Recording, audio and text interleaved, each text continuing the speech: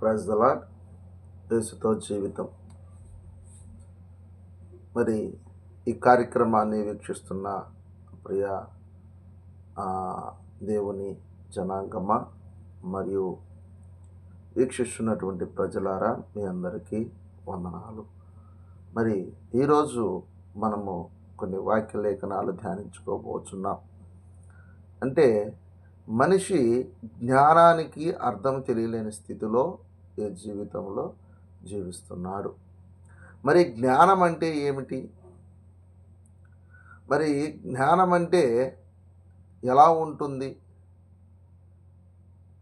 నిజమైనటువంటి జ్ఞానము సంపాదించుకుంటే దానివల్ల ఉపయోగం ఏంటనే విషయాన్ని మనము ఈరోజు ధ్యానించబోతున్నాం. మరి నిజమైనటువంటి జ్ఞానము ఎక్కడి నుంచి వస్తుంది? ఎలా వస్తుంది?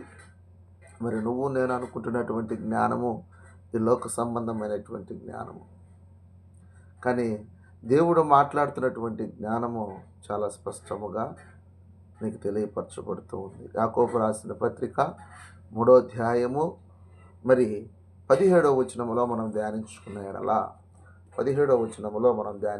ఎడల ఇక్కడ అయితే పైనుండి వచ్చు జ్ఞానము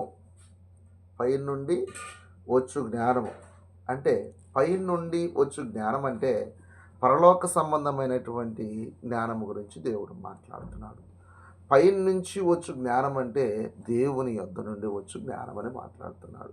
పైనుండి వచ్చు జ్ఞానం అంటే తండ్రి యొద్ద నుండి వచ్చు జ్ఞానం అని మాట్లాడుతూ ఉన్నాడు. మరి ఈరోజు మనము తెలుసుకోబోతున్నటువంటి జ్ఞానము పైనుండి వచ్చు జ్ఞానం అని మనం తెలుసుకోవాలి. మరి పైనుండి వచ్చు జ్ఞానము మన అందరికీ తెలుసు కనుక మనం దాని యందు విశ్వాసం ఉంచి మనం ముందుకు కొనసాగించబడాలి. మొదటిగా పైనుండి వచ్చే జ్ఞానంలో పవిత్రమైనదిగా ఉంటుంది. దేవుని నుండి వచ్చే జ్ఞానం ఎలా ఉంటుంది? పవిత్రమైనదిగా ఉంటుంది. రెండవది సమాధానకరమైనదిగా ఉంటుంది. మరి మూడవది మృదువైనదిగా ఉంటుంది. నాలుగవది సులభముగా లోబడినది. ఐదవది కనికరముతోనూ మంచి ఫలముతోనూ నిండి ఉంటుంది. మరి ఆరవది పక్షపాతమైనను వేషధారణైనను లేదనియు ఇక్కడ తెలియపరచబడుతూ ఉంది. మరి ప్రియదేవుని బిడ్డలారా, ఈ జ్ఞానము కాకుండా మనం ఏ జ్ఞానము కలిగి ఉన్నామంటే సొలొమోను మహారాజు ఆయన మాట్లాడినటువంటి రీతి, ఆయన మంచి చక్కటి జ్ఞానవంతుడని మనము ఆయన రాసినటువంటి సామెతలు, ప్రసంగాలు, పరమగీతములో మనం చూస్తూ ఉంటాం.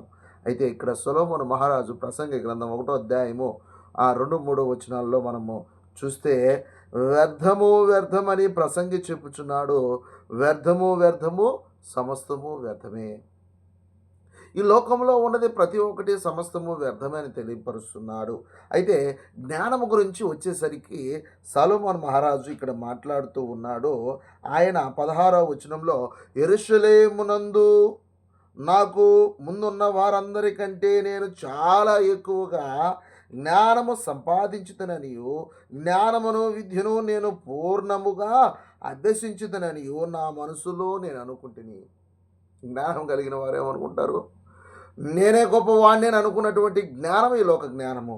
మరి ఇక్కడ నా మనసు నిలిపి జ్ఞానాభ్యాసము వెర్రితనమును మతిహీనతను తెలుసుకున్నటకు ప్రయత్నించుతని, కానీ అయితే ఇది గాలికై ప్రయాసపడుటయే అని తెలుసుకుంటుని. ఇది దేనికి ప్రయాసపడుతూ ఉంది? ఈ లోక జ్ఞానము గాలికే ప్రయాసపడినటువంటి లోక జ్ఞానం అని తెలియపరుస్తూ ఉంది. మరి నువ్వు నేను తెలుసుకున్నటువంటి జ్ఞానము విస్తారమైనటువంటి జ్ఞానాభ్యాసము చేత విస్తారమైన దుఃఖమును కలుగును. అధిక విద్య సంపాదించే వారికి అధిక శోకము కలుగును. ఏం కలుగుతుంది? అధిక తెలివి, అధిక జ్ఞానము ఈ లోకంలో ఉన్నది నువ్వు సంపాదించుకుంటే ఏమవుతుంది? నేను జ్ఞానవంతుడు అనుకుంటున్నాను, లాస్ట్కి చివరికి దుఃఖమే కలుగుతుంది, అధిక శోకమే కలుగుతుంది. మరి కొరింథీయులకు రాసిన పత్రిక 1వ పత్రికలో పౌలు గారు మాట్లాడుతూ ఉన్నారు. మరి దేవుని జ్ఞానము మనుషుల జ్ఞానము ఏ విధంగా పోలుస్తూ ఉన్నాడో ఇక్కడ ఈ మాటలో మనకు తెలియపరుస్తూ ఉంది. దేవుని వెరితనము మనుషుల కంటే జ్ఞానము గలది.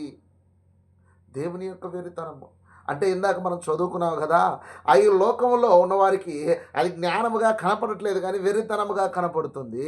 ఈ వెర్రితనం అనేది మనుషుల జ్ఞానము కంటే జ్ఞానము గలది. హల్లెలూయా! మరి ప్రియ దేవుని సంగమా, నువ్వు నేను తెలుసుకోవలసినటువంటి విషయం ఏంటంటే, జ్ఞానం అంటే పవిత్రమైనది. జ్ఞానం అంటే మనము సమాధానం కలిగించేది. జ్ఞానం అంటే మృదువైనది, మృదువైనటువంటి స్వభావం గలది.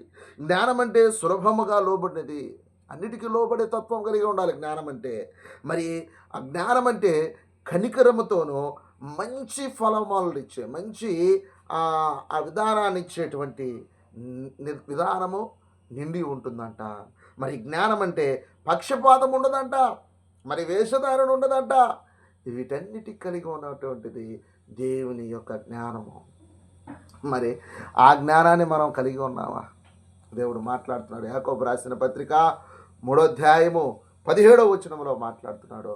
దేవుని జ్ఞానము పరలోకము నుంచి వచ్చు జ్ఞానము, తండ్రి యొద్ద నుంచి వచ్చు జ్ఞానము పవిత్రమైనది గాను, మరియు మరియు సమాధానమైనది గాను, మరియు మృదువైనది గాను, మరియు సులభమైనది గాను, లోబడే విధానము గాను, మరియు కనికరము చూపించే విధముగాను, మరియు మంచి ఫలములు ఇచ్చే విధముగాను, మరియు ఇంకా పక్షపాతము లేనిది గాను, మరియు ఇంకా వేషధారణ లేకుండా ఉండేదిగా ఉంటుందని తెలియపరుస్తున్నాడు. ప్రియ దేవుని బిడ్డ, ఈ జ్ఞానం కలిగి ఉండు, నీవు దేవునిలో ముందుకు కొనసాగించబడతావు. ఈ జ్ఞానం కలిగి ఉండు, నీవు నీ జీవితము చాలా మార్చబోతుంది. నువ్వు మంచి జ్ఞానవంతుడిగా ఎంచబడుతూ ఉన్నది. సొలొమోను మహారాజు చెప్పినట్టు విధంగా ఆయన అనుకున్నటువంటి జ్ఞానము కాదు, అది వ్యర్థము.